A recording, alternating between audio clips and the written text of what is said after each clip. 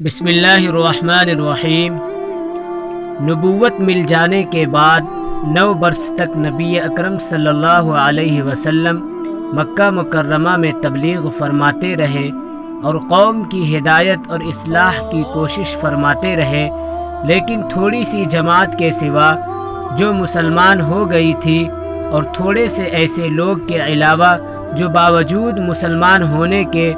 آپ کی مدد کرتے تھے، اکثر کفار مکہ آپ اور آپ صلی اللہ علیہ وسلم کے صحابہ رضی اللہ عنہم کو ہر طرح کی تکلیفیں پہنچاتے تھے، مذاق اڑاتے تھے اور جو ہو سکتا تھا اس سے درگزر نہ کرتے تھے۔ حضور اکرم صلی اللہ علیہ وسلم کے چچا ابو طالب بھی انہی نیک دل لوگوں میں سے تھے جو باوجود مسلمان نہ ہونے کے حضور اکرم صلی اللہ علیہ وسلم کی ہر قسم کی مدد فرماتے تھے۔ 10ویں سال میں جب ابو طالب کا بھی انتقال ہو گیا تو کافروں کو اور بھی ہر طرح کھلے مہار اسلام سے روکنے اور مسلمانوں کو تکلیف پہنچانے کا موقع ملا۔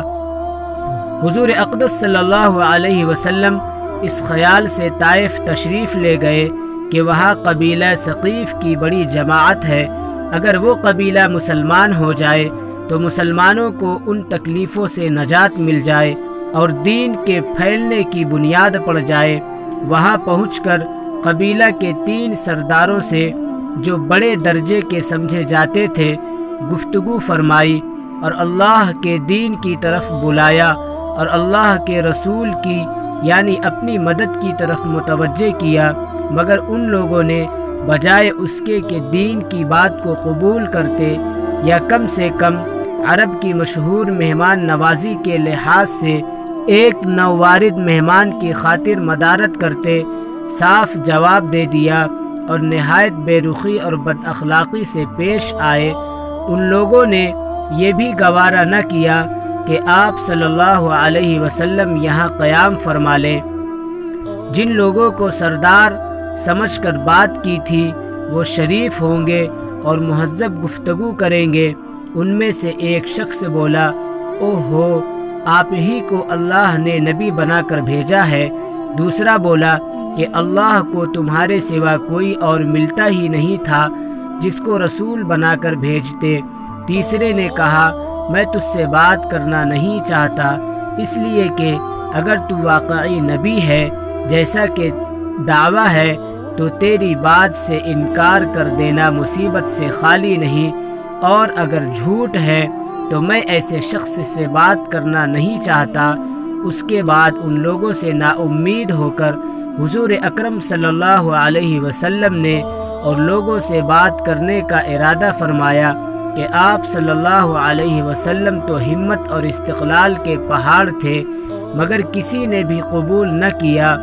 بلکہ بجائے قبول کرنے کے حضور اقدس صلی اللہ علیہ وسلم سے کہا کہ ہمارے شہر سے فوراً نکل جاؤ اور جہاں تمہاری چاہت کی جگہ ہو وہاں چلے جاؤ۔ حضور اقدس صلی اللہ علیہ وسلم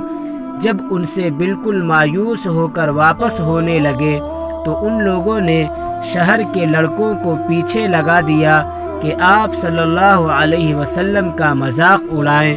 تالیاں پیٹے، پتھر مارے، حتیٰ کہ آپ صلی اللہ علیہ وسلم کے دونوں جوتے خون کے جاری ہونے سے رنگین ہو گئے۔ حضور اقدس صلی اللہ علیہ وسلم اسی حالت میں واپس ہوئے۔ جب راستہ میں ایک جگہ ان شریروں سے اطمینان ہوا تو حضور اکرم صلی اللہ علیہ وسلم نے یہ دعا مانگی، اے اللہ، تجھی سے شکایت کرتا ہوں، میں اپنی کمزوری اور بے بسی کی اور لوگوں میں ذلت اور رسوائی کی۔ اے ارحم الراحمین، تو ہی ضعفاء کا رب ہے اور تو ہی میرا پروردگار ہے۔ تو مجھے کس کے حوالے کرتا ہے؟ کسی اجنبی بیگانہ کے جو مجھے دیکھ کر ترش روح ہوتا ہے اور منہ چڑھاتا ہے، یا کہ کسی دشمن کے جس کو تو نے مجھ پر قابو دے دیا؟ اے اللہ، اگر تو مجھ سے ناراض نہیں ہے تو مجھے کسی کی بھی پرواہ نہیں ہے، تیری حفاظت مجھے کافی ہے۔ میں تیرے چہرے کے اس نور کے طفیل جس سے تمام اندھیریاں روشن ہو گئی اور جس سے دنیا اور آخرت کے سارے کام درست ہو جاتے ہیں، اس بات سے پناہ مانگتا ہوں کہ مجھ پر تیرا غصہ ہو یا تو مجھ سے ناراض ہو۔ تیری ناراضگی کا اس وقت تک دور کرنا ضروری ہے جب تک کہ تو راضی نہ ہو۔ نہ تیرے سوا کوئی طاقت ہے نہ قوت۔ مالک الملک کی شان قہاری کو اس پر جوش آنا ہی تھا کہ حضرت جبرائیل علیہ السلام نے آ کر سلام کیا اور عرض کیا کہ اللہ تعالی نے آپ کی قوم کی وہ گفتگو جو آپ سے ہوئی سنی اور ان کے جوابات سنے، اور ایک فرشتہ کو جس کے متعلق پہاڑوں کی خدمت ہے آپ کے پاس بھیجا کہ آپ جو چاہیں اس کو حکم دے۔ اس کے بعد اس فرشتہ نے سلام کیا اور عرض کیا کہ جو ارشاد ہو میں اس کی تعمیل کروں، اگر ارشاد ہو تو دونوں جانب کے پہاڑوں کو ملا دوں جس سے یہ سب درمیان میں کچل جائیں، یا جو اور سزا آپ تجویز فرمائیں۔ حضور اکرم صلی اللہ علیہ وسلم کی رحیم و کریم ذات نے جواب دیا کہ میں اللہ سے اس کی امید رکھتا ہوں کہ اگر یہ مسلمان نہیں ہوئے تو ان کی اولاد میں سے ایسے لوگ پیدا ہوں جو اللہ کی پرستش کریں اور اس کی عبادت کریں۔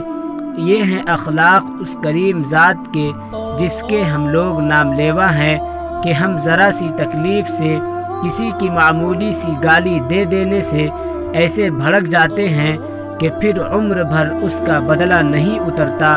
ظلم پر ظلم اس پر کرتے رہتے ہیں اور دعویٰ کرتے ہیں اپنے محمدی ہونے کا، نبی کے پیروکار بننے کا۔ نبی کریم صلی اللہ علیہ وسلم اتنی سخت تکلیف اور مشقت اٹھانے کے باوجود نہ بددعا فرماتے نہ کوئی بدلہ لیتے ہیں۔